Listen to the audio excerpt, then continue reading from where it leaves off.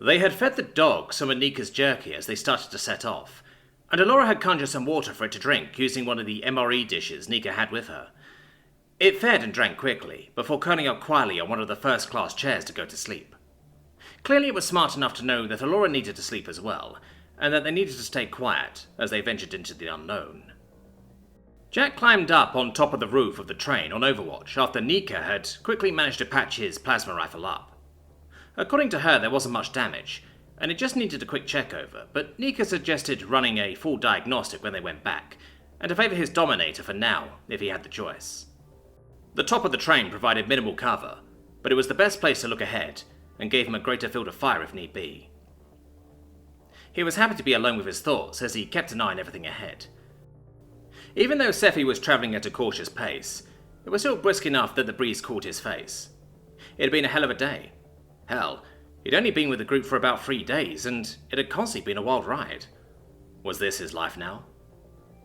Mind if I join you? I need to talk. He heard Nika shuffle up beside him, handing him another hot drink that Chio had made for them, with yet more of the many drink powders they had taken with them. This syrupy substance tasted like it was full of different spices that reminded Jack of Indian cuisine. It wasn't bad though, and Jack was surprised it didn't contain as much of the sweetness he'd come to expect from Chio's tastes. Sure, and thanks, Jack replied utterly. Thanks, Chio, Jack added with a whisper, just loud enough for her to hear downstairs, with a thumbs up floating briefly up the hatch in response. Shouldn't you be watching our rear? Jack asked her, but Nika shrugged her shoulders. Chio's keeping an eye on it, and we're not hitting the next station for a while. We'll be fine, the Kitten sighed. What did you want to talk about? Jack continued, a little confused as he saw Nika looking at him intently and shaking slightly, before she quickly rummaged into a pocket and took a pill of some kind. Had the shakes, sorry, Nika lied, not wanting to tell Jack about her heat cycle. Why did it have to keep flaring up, especially now of all times? She shook it out of her mind and tried to focus on what she wanted to say. There was a hell of a fight back there. There was, Jack replied. He didn't have much else to say, having already spoken to a few of the others. Right now, he just wanted to put it behind him, but if Nika needed to talk, he would be there for her. Glad we made it out. Me too, Nika replied nervously, and Jack noticed she was still acting a little weird. What's wrong? He finally asked. Nika took a deep breath. I'm usually the one that keeps their shit together in rough situations. We usually make decisions as a group, and while we don't have an official leader, Alora is without a doubt the best at leading us on runs. But if we get into a scrap, I can usually keep my head on straight to make tactical decisions for the group. But, Jack prompted. But I fucked up back there, Nika admitted, hanging her head in shame. We've never faced anything that strong before, and I couldn't think of anything to do but run. The only reason we not only survived but beat the thing was because of you. Not only did you take charge, but you knew exactly what to do. I tried to do what I could, but I was straight up terrified. When I got injured, I thought that was it. Jack slowly nodded, not really knowing what to say to that. Both Nika and Alora were good leaders and clearly knew their stuff, but it was true that he'd been the one to assert leadership that one time. How did you do it? She asked with wide, pleading eyes. Take charge and lead us to victory without being terrified. I was terrified the whole time, Jack admitted, and I've been terrified the entire time I've been here. We don't have monsters, anarchy and madness like this where I'm from, and all of this is a living nightmare for me. Every time I go to sleep, I hope I wake back home on Earth, but within this nightmare, there's moments where I feel good. That's you, and the others, and I will die before I let anything happen to any of you. Jack sighed for a moment, steadying himself before continuing. For the record, you've led us well and did nothing wrong, but I knew that the only way we'd survive is with hope, and that insane idea I had was the only sliver I could think of. Anything could have gone wrong, and we could have been trapped 10 times over, but I was never going to give in, no matter what. I was terrified of dying and getting killed by that thing, but I was even more terrified of losing you guys.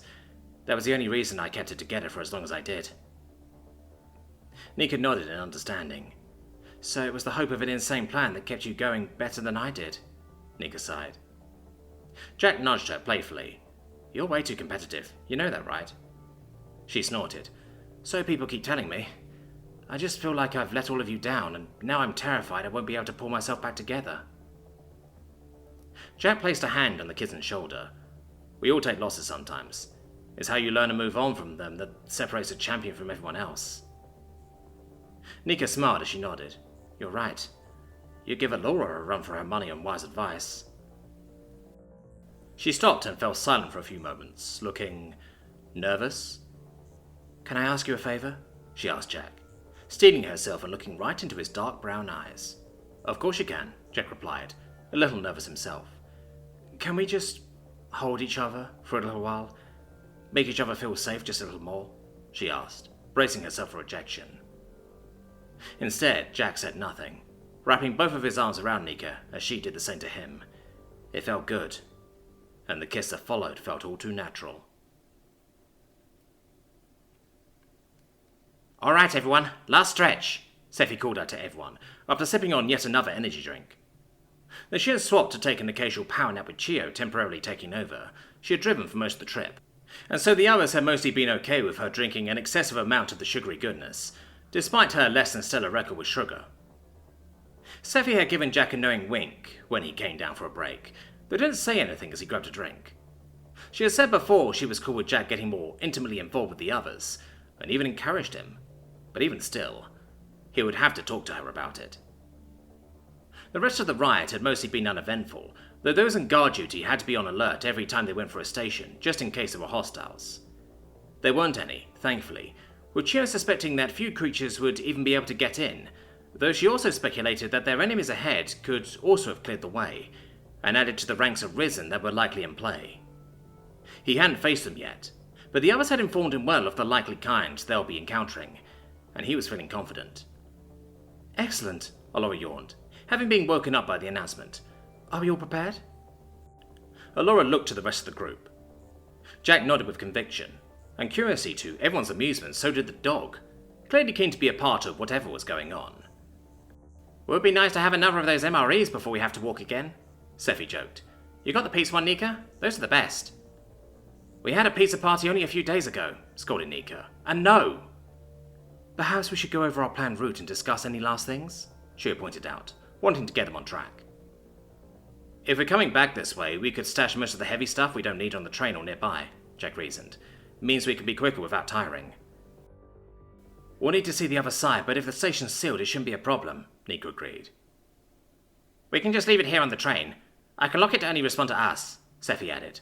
"Though we don't know how long our trip will even be. I really hope it isn't going to be a waste of time." Jack thought about that for a moment with worry. They were here because of a tip from Mr. Sparrow, but they knew next to nothing about the Oracle, save for their existence. He quickly put his fears and concerns out of mind for now. They'd know when they got there. No need to speculate. "Are we taking our passenger with us?" Sephi asked, nodding to the dog. "If it wishes to come," Alora shrugged. "Nika, do you have any spare shield emitters we could put on it?" "If we're facing possible basic Risen, then the emitters won't matter if they get close," the Gizm warned. "Unless we have advanced ones in the mix, which is likely considering the Night Whisper yellow zone shits them out about 10% of the time, compared to the normal ones. Enough cognitive ability to operate and use guns, but would the guys ahead even have them to distribute?" "Let's not take the risk," Laura argued. "Can you fashion one into a collar?" "Can do," she sighed, as the dog gave a quiet bark of approval. "So, did you and Nika have fun?" Sephi grinned. She and Jack were alone in the driver's compartment with the dog, as they were about 10 minutes away from their stop, all geared up with the bare minimum. Sephi was still in the driver's seat, happy to keep going while Jack stood guard, ready to exit and engage if they had to. The others were all standing guard, with Nika taking a sniping position on the roof, and the spellcasters at the back. The dog was preparing by nonchalantly licking its own crotch in the corner, no longer messing with its new collar at least.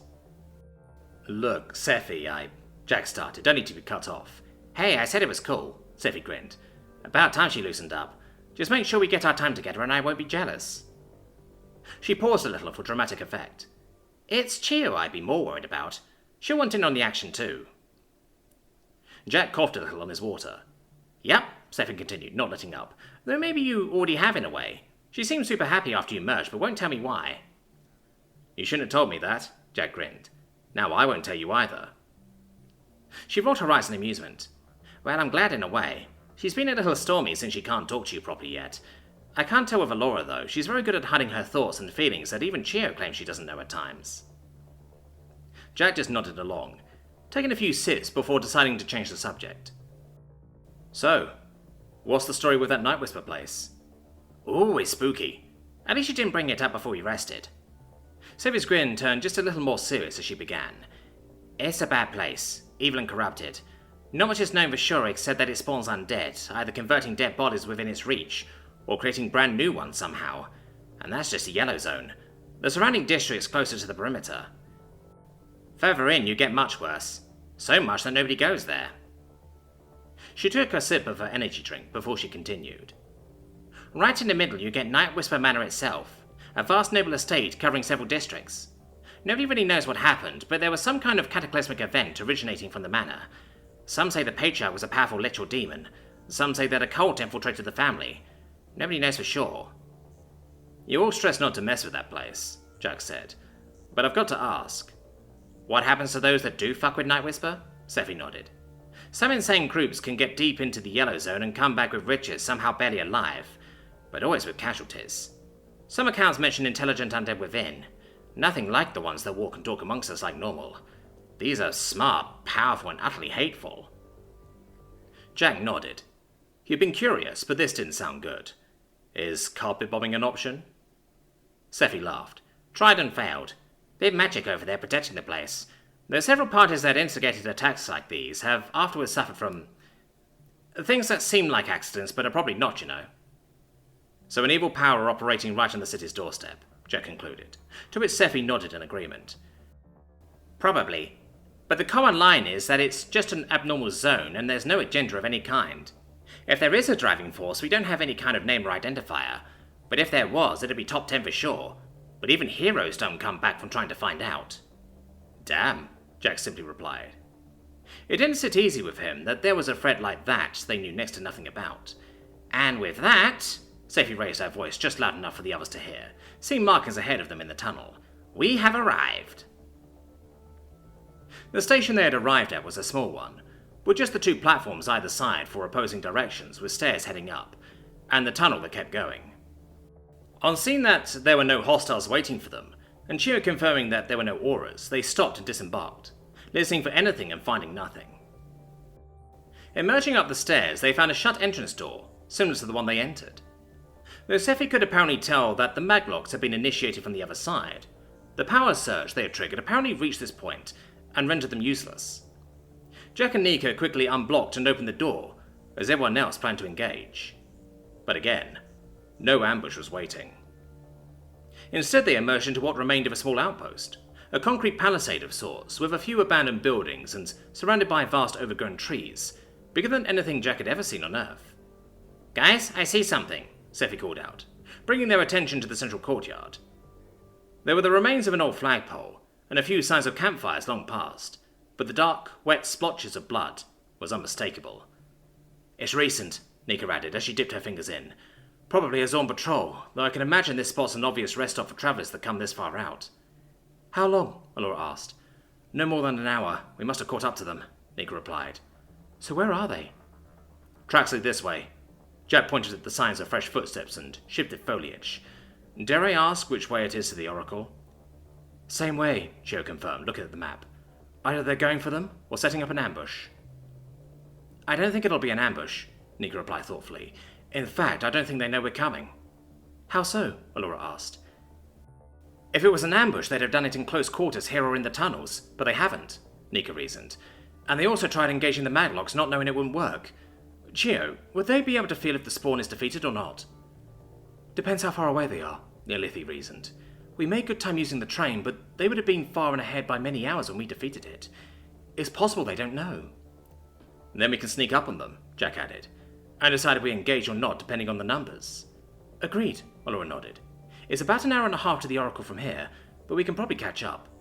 If they attack the Oracle, we can engage from their rear before they even know we're around. They have the numbers, but many Risen can't use guns. If we keep quiet and prioritize neutralizing the advanced ones, we should be able to take out the rest as long as we have an escape route. Risen are pretty slow, but what about the assholes leading them? Sephi asked, worried. A powerful co-slicer and someone able to control the Risen at least. It's not going to be that easy. While it is true they are mostly unknown factors, it is better to face your enemy on your terms instead of theirs, Chio argued. They tried to kill us, and we shouldn't give them the chance to try again. We need to take them down now. Yeah, Jack agreed, after Allura translated for him. And we can get some answers too. They proceeded slowly throughout the forest as silently and as cautiously as they could, making good time and not encountering any malevolent forces. There were, however, many signs that Risen had travelled the same route, and that they were gaining on them. Sure enough, they were heading straight to the coordinates of the Oracle. And as they drew near, they heard the sounds of battle ahead. "I'll cast my blessings now," Allura cautioned, as she began her spells. "Chio, you do your thing too." "Subvocal comms only. Don't talk out loud unless you have to," Sephi added, as Jack and Nika switched to their channel. The dog just cocked his head and looked at them with a low, determined growl. "Jack and I will take point," Nika added. "Sit together, don't fall behind, and cover each other's backs." "And help whoever needs helping," Jack added. Clearly someone was putting up a fight. "We're ready," Allura growled in anticipation, nodding to Jack. Staying in front with Nika just a step behind him, he led the charge. Getting closer to the edge of the wooded district they were in, they saw the breach. The remains of a gate flanked by what looked like tiki torches, having smashed open by a small explosion, with several bodies behind it, with some that were starting to stir. "Finish them off quickly and quietly," Allura ordered, with Jack chopping the unfortunate Risen down with his axe. He had to admit that they were not what he expected. Chops of the head didn't work, so he focused on the limbs instead, preventing the things from being able to move. "Some of these people must have been defending this place," Nika noted, pointing out the similar uniforms. "No guns, though," Sephi cautioned. "Either they never had them to begin with, or they were taken by the enemy." "Assume the latter," Allura advised. "We have a live one ahead," Chio alerted, floating over to another, smaller door that looked like it had been forced open by hand. "Let's go," Nika replied, cocking her shotgun. "They'll need help." They progressed down a long corridor with several bodies, too late to save. Luckily they hadn't risen yet, so Allura quickly went to each one and cast a quick blessing to prevent it. "Jack, get on the other side of the door," Nika instructed, moving towards the closed, lone door right at the end. "The rest of you stack up and prepare to breach and engage." They all did so, Jack sticking with his Dominator pistol and keeping his axe in quick reach, and waiting for Nika's countdown. 3, 2, 1, go!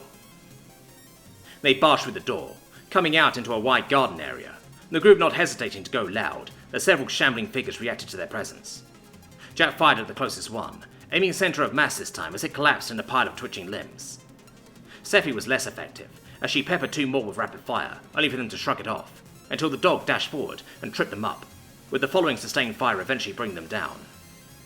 Nika with her shotgun mowed through another cluster, assisted by Chio, who had bunched them up together. But they just kept coming. The lifeless bodies of alien beings Jack had never seen before paid no heed to the devastating wounds inflicted upon them. Allura bellowed a word of power as the Risen in front of them just burst apart in puffs of light as the spell shot off, while others further away suffered some clear physical damage to their bodies that slowed them down significantly as they shambled towards the newcomers, before being cut down by Sephi's gunfire, which looked much more potent than her first volley, with the scritter mentioning something about overclocking under her breath. They heard a quiet woof from the dog in the distance to attract their attention, having barely noticed that it had gone off on its own from the group. Jack quickly got to it before the others did, and saw what was going on. "Live one here," Jack called out over comms, as he quickly got out his bandages and started tightly wrapping them around several of the noticeable wounds of the moth-like alien, until Allura caught up and took over. "Just enough to keep her alive, Allura," Chio cautioned. "We have no idea how bad today is going to go." "I know that," Allura snapped, annoyed. "Don't blame me for being a healer and wanting to do my job." "Sorry," Chio apologized, abashed. "Don't be," Allura sighed. "I'm sorry. We're all on edge and we're not done yet." "Can you talk?" Jack gently asked the moth woman.